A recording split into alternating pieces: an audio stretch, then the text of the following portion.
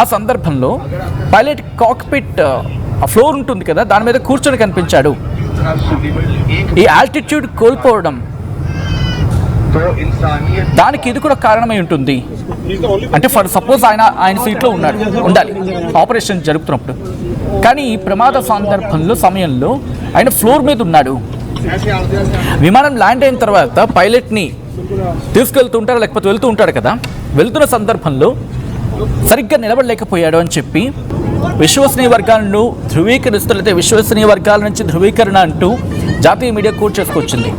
CCTV ఫుటేజ్ని పర్యవేక్షిస్తున్న సందర్భంలో ఆయన కూర్చోవడానికి కూడా కష్టపడ్డాడు, సాయం చేయాల్సి వచ్చిందని చెప్పి aircraft accident investigation bureau AAIBకి చెందిన ఒక వ్యక్తి చెప్పాడు అని చెప్పి వాళ్ళని కోట్ చేసుకొచ్చింది.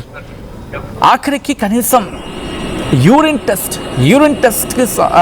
టెస్ట్ సందర్భంలో కూడా, యూరిన్ టెస్ట్ ఇచ్చేటప్పుడు కూడా ఎయిర్ క్రాఫ్ట్ యాక్సిడెంట్ ఇన్వెస్టిగేషన్ బ్యూరోకి చెందిన ఒక అధికారి ఆయనకి శారీరకంగా సాయపడాల్సి వచ్చింది. ఎందుకంటే ఎక్కువ చెప్పదలుచుకోలేదు, ఆ వ్యక్తికి మీకు అర్థమైపోయి ఉంటుంది. యూరిన్ శాంపుల్ ఇచ్చే సందర్భంలో కూడా ఎయిర్ క్రాఫ్ట్ యాక్సిడెంట్ ఇన్వెస్టిగేషన్ బ్యూరోకి చెందిన ఒక అధికారి అతనికి శారీరకంగా సాయం చేయాల్సి వచ్చిందని చెప్పి జాతీయ మీడియా కోట్ చేసిన అతగాడి విషయం అంటే అర్థం చేసుకోవచ్చు. ముందుగా డోపింగ్ టెస్ట్ నిర్వహించారు, అక్కడ ఫెయిల్ అయ్యాడు, పాజిటివ్గా వచ్చింది. రెండో దాంట్లో కూడా అంటే 2 పరీక్షలు కూడా ఫెయిల్ అయ్యాడు, పాజిటివ్గా నిర్ధారణ అయింది. ఆ పరీక్షల్లో అతడు మాదక ద్రవ్యాలు అంటే గంజాయి స్వీకరించాడని చెప్పి తేలింది అనేది ఇటు జాతీయ మీడియా చెప్తూ ఉంది. అయితే తాను ఎలాంటి సైకోట్రోపిక్ సబ్స్టాన్స్ని తీసుకోలేదు అనేది పైలట్ వాదన.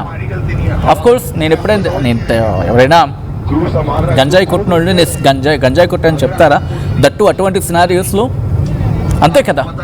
అయితే పైలట్ గంజాయి సేవించాడు అనే ఆరోపణలపై క్యాబిన్ క్రూలో ఒకరు అతనిపై ఫిర్యాదు చేశారు అని చెప్పి జాతీయ మీడియా కోట్ చేస్తూ ఉంది. అయితే వీటన్నిటిని ఉటంకిస్తూ ఆ విమానంలో తనను మందలించారు ఒక క్యాబిన్ క్రూ. ఏం చేస్తాడంటే ఇటు నుంచి వెళ్తున్నప్పుడు జరుగుతున్న సందర్భం అనుకుంటా, బహుశా correct me if I'm wrong. అయితే విమానంలో ఒక క్యాబిన్ క్రూ పర్సన్ ఈ పైలట్ని హెచ్చరించారు, మీరు కొంచెం జాగ్రత్తగా ఉండాలి, మీరు ఇలా చేయడం కరెక్ట్ కాదని చెప్పి. దీంతో ఫుకెట్కు పార్టీకి తీసుకువెళ్ళాడని చెప్పి జాతీయ మీడియాకి సోర్సెస్ చెప్పని చెప్పి వాళ్ళు కోట్ చేసుకుంటూ రాసుకొచ్చిన సందర్భం. ఫుకెట్లో వాళ్ళకి రెస్ట్ టైం ఉంటుంది కదా, వాళ్ళకి ఒక రెస్టింగ్ టైం ఉంటుంది కదా, ఒక 24 hours. అక్కడ వాళ్ళకి 24 hours కంటే తక్కువ ఉంది. ఈ టైంలోనే వాళ్ళతో మచ్చిక చేసుకోవడానికి పైలట్ పార్టీకి తీసుకువెళ్ళాడు అనేది అక్కడ వినిపించిన మాట, వాళ్ళు కోట్ చేస్తోంది. అయితే ఢిల్లీ ఫుకెట్ వెళ్తున్న విమానంలో పైలట్ బాత్రూమ్కి వెళ్ళాడు. అయితే ఎప్పుడైతే బాత్రూమ్కి వెళతారో వాళ్ళకు నిబంధనల ప్రకారం, I don't know how far it is true, but వాళ్ళు కోట్ చేస్తుంది ఏంటంటే అక్కడున్న కండిషన్స్ ప్రకారం సీట్లో కూర్చోమని చెప్పి ఒక క్యాబిన్ అటెండెంట్ని పిలిచాడని చెప్పి వర్గాలు చెప్తూ ఉన్నాయి అని చెప్పి వాళ్ళు కోట్ చేసుకొచ్చారు. అయితే ఈ క్యాబిన్ అటెండెంట్ పైలట్ సీట్ని సరిగ్గా ఆపరేట్ చేయలేకపోయారు, అందుకే పైలట్ ఆమెను మందలించాడు అని చెప్పాడని చెప్పి వాళ్ళు చెప్పుకొచ్చారు. ఆ తర్వాత రాజీ పడాలని సిబ్బందిని అందరినీ ఒక పార్టీకి తీసుకెళ్లాడు. అక్కడి నుంచి రిటర్న్ వస్తున్నప్పుడు మనం మాట్లాడుకునేంతవరకు ఢిల్లీ నుంచి ఫుకెట్ గురించి, అయితే ఫుకెట్ నుంచి ఢిల్లీకి వస్తున్నప్పుడు అదే క్యాబిన్ అటెండెంట్, క్యాబిన్ క్రూ లేకపోతే క్యాబిన్లో ఒక వ్యక్తి, ఒక పర్సన్ విమానం వెనక భాగంలో పనిచేయాలనుకుంటున్నాను, కాక్పిట్కు దగ్గరగా ఉండడానికి ఇష్టపడటం లేదని క్యాబిన్ క్రూతో ఇన్ఛార్జ్తో చెప్పారని చెప్పి ఈ డిస్కషన్ జరిగిందని చెప్పి కోట్ చేసుకొచ్చింది. అయితే విమానం ఒక్కసారిగా 300 అడుగుల ఎత్తును కోల్పోవడంతో సిబ్బంది, ప్రయాణికులు అందరూ గాయపడ్డారు. పైలట్ గాయాలను పరిశీలించడానికి క్యాబిన్లోకి వెళ్ళాడు.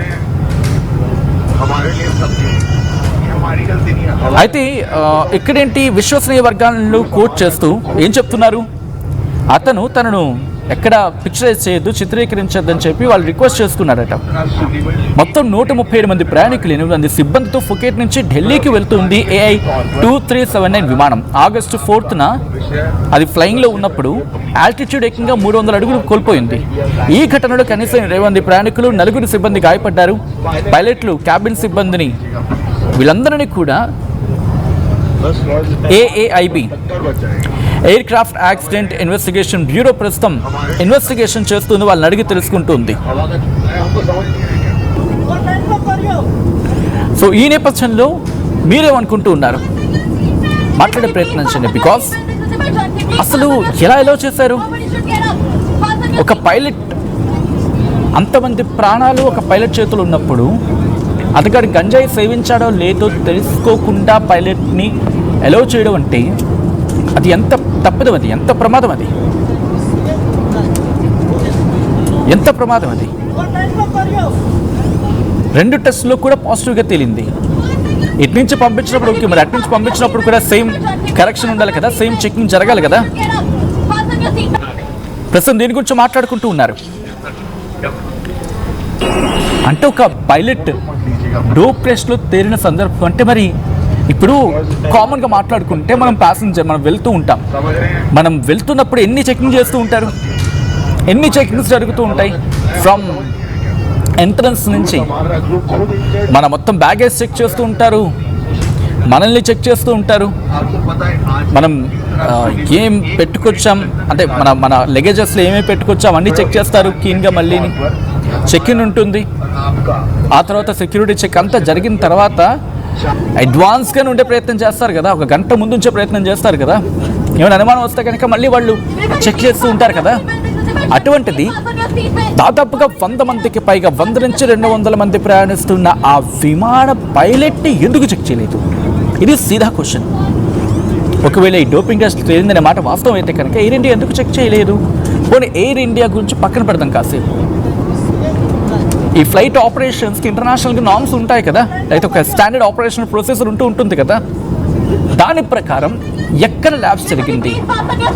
130 మంది ప్రయాణికుల ప్రాణాలతో చెలగాట వాడిన ఆ వ్యక్తి నిజంగానే చెలగాట వాడాలి అనుకోవాలి, ఒకవేళ గంజాయి సేవించిన మాట వాస్తవం అయితే కనుక. ఎందుకంటే ఈరోజు వాళ్ళు క్షేమంగా బయటపడ్డారు కాబట్టి సరిపోయింది. లేకపోతే పరిస్థితి ఏంటి? వాళ్ళకి గాయాలయ్యాయి, వాళ్ళు భయపడ్డారు. కనీసం ప్రయాణికుల ప్రాణాలకు రక్షణ కల్పించాల్సిన బాధ్యత ఇటు విమానయాన సంస్థలకి లేదా?